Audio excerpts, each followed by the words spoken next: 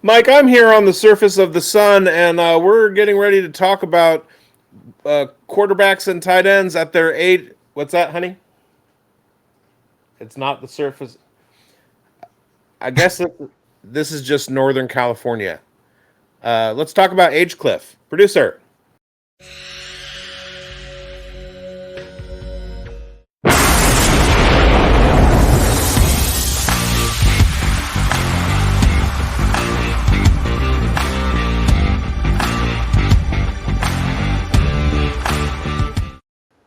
Welcome to the Fantasy Forecast with Grindberg and bigz on the Fantasy Football Advice Network. I am bigz. He is Grindberg. And we're here to talk today about the age cliff. We're going to talk about a couple tight ends and a few quarterbacks. I hope you liked. Let me get rid of that busy background stuff. I hope you liked my bet about being on the surface of the sun. I bet you. Yeah, you believed me. No, it wasn't the surface of the sun. It's Northern California right now. We're in the middle of a heat wave, and it's 110 degrees outside. A little too hot to take the dog out and stuff, so he's going stir crazy, and he's listening right now. He wants to know about some of these age cliff players. Yeah, I want to know about some age cliff players, and I'm going to start again this week, bigz, because I kind of like that way. My first one is going to be Travis Kelce. So I know that you love Travis Kelce because he's on the Kansas City Chiefs, which is a chiefdom, not a kingdom. But Travis Kelce is 34 years old, and he is coming off his worst finish and points output since 2015. Now, I'm not saying that Travis Kelce is going to have a terrible year. I'm just saying be wary. If you have another option, say you're in the 6th or 7th round of your draft and you are choosing between Travis Kelce and Evan Ingram, you might want to lean towards the younger guy in this case. Second one, now we're going to get on to quarterbacks. My second age cliff guy is going to be Geno Smith, quarterback of the Seattle Seahawks.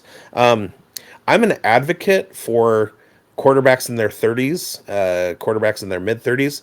They tend to produce to the dismay of fantasy players who like the young guy. But veteran quarterbacks, will always be a solid choice. Geno Smith, though, has only ever had one really good season, and last season was not that. He's 33 years old. He was held out in a couple of games last season, and in the games that he did play, his points per game production, was down from the season before. So even if Geno Smith comes back next year and plays the entire season, and he avoids age catching up with him, he might be in a position where they're going to Kenneth Walker a little bit more, and Geno Smith's production is down. So I would kind of have him outside of my top 12 plus my QB2 range, and let other people, if Geno Smith is going to be a benefit to them, let it happen to them. Yeah. So bigz took the approach of this age cliff as he doesn't want to draft his players, and now I'm going to tell you some players that. True. I'm just downplay. Yeah. Down. I'm not saying don't own them. I'm saying own them at the right price. Yeah. So I'm going to tell you some players here that are hitting that age cliff that I think you should draft at their price right now. So he took the avoid approach. I'm taking the hit approach. Okay. So I'm going to go with my first player here, and that's Hunter Henry. And I just like his ADP. Hunter Henry's choice to stick with the New England Patriots sets the stage for an exciting future ahead. Despite hitting his 9th season at 29, he's proved reliable last year with 420 yards, 6 touchdowns on 42 catches. With a chance at an upgrade at quarterback, I think he's primed for a good comeback. Despite being part of a duo that fell short of hopes, Henry's consistency, it shines through. Now in a soft tight end room with interest, He's got a little bit of potential here, and I think he's a sneaky play at his ADP, and he's about to hit that age cliff. And another guy that people think he's older, he's hitting that age cliff, and I think he's going to resurge himself once again like he did in 2023 with his elite passing abilities, and that I'm talking about is Dak Prescott. He's pushing that age cliff, but he excelled in 2023, 70% completion rate. He's a top tier passer. He is supported by CeeDee Lamb's stellar play, and he's, earned MVP consideration. And heading into 2024 at the age of 30, he's proven he's been consistent in places, and I just think that he can rank as a top 10 quarterback once again. So let's go here with Dak Prescott as another guy that is hitting that age cliff, but he's still got some longevity with him. Now, a guy there, Biggs, who is your last guy that you think is going to be hitting that age cliff that you're kind of fading at this stage of their career? Well, it's California Golden Bears legend, Chico, California legend, Butte College legend, Aaron Rodgers. He is 40 years old. There are not a whole lot of historical quarterbacks in their 40s, aside from Tom Brady, that were on a level that you could kind of hope that they were going to finish as a top 12 quarterback. Do I like Aaron Rodgers? Absolutely. He's my homeboy. But he's 40 years old, and he's coming off an Achilles injury. Now, do me a favor. Go ahead and take a sharp knife. You probably have plenty in your teaching kitchen, and slice your Achilles in half. Okay? Then get medical attention real quick and have somebody sew it back together, and then see how you're walking a year from now. We'll wait. So that's the thing. So we're starting to learn a little bit about injuries in football production, and one of the things is called symmetry that Christian Watson right now is struggling with, and it basically comes down to the fact that you have a dominant side, and a lot of times your muscle structure is bigger on one side than the other anyway. And then when you suffer an injury, you get atrophied muscles. Your muscles tend to shrink. Now, we know that strength is a matter of your central nervous system, but there's also mobility issues and things like that. And he has been rehabbing his Achilles injury. Apparently, he was okay as early as December of last year. So he's going to be a good 8, 9, 10 months removed from his ability to be mobile. But mobile and mobile on an NFL quarterback level are two different things. And we've also seen photographic evidence of the fact that he doesn't have symmetry in his calf muscle on the leg that suffered the Achilles injury.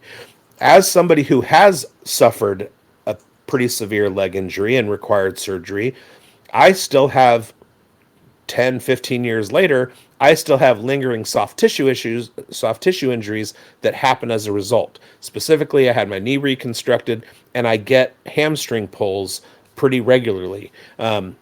So that happened when I was 40.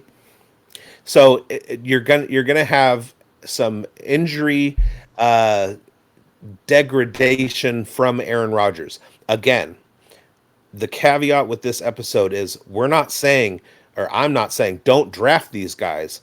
I'm just saying maybe we can't count on them to be top 12 guys. Maybe we have to kind of hope that they have a late season resurgence, just mitigate their value a little bit, and don't pay too much for them. And Aaron Rodgers is not somebody that I'm going to be targeting this year when I did last year, and his Achilles popped.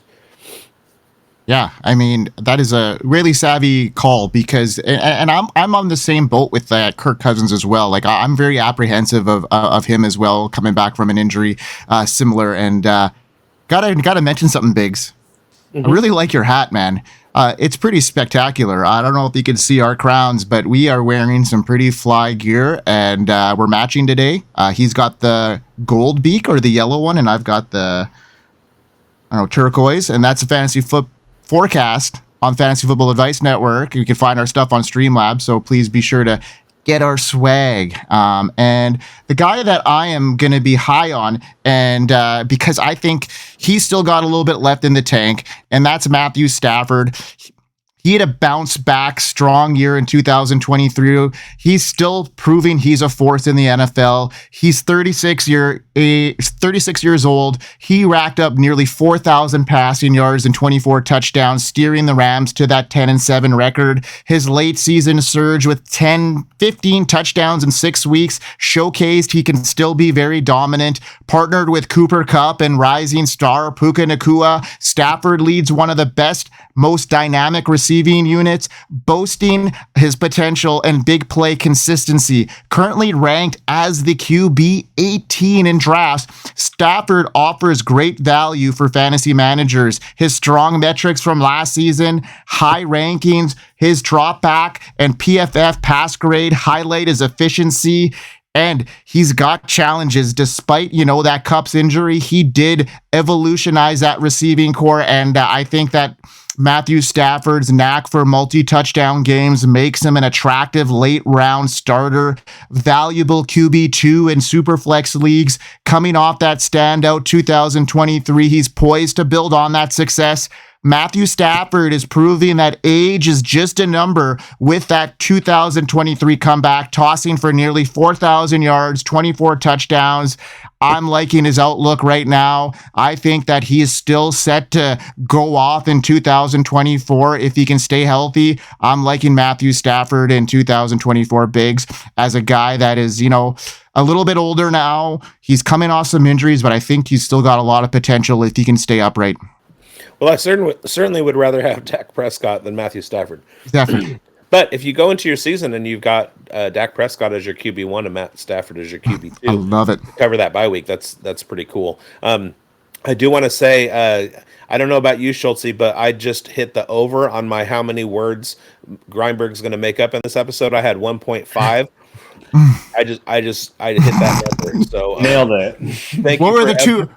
What were the two words that I made up? I want to hear at least one.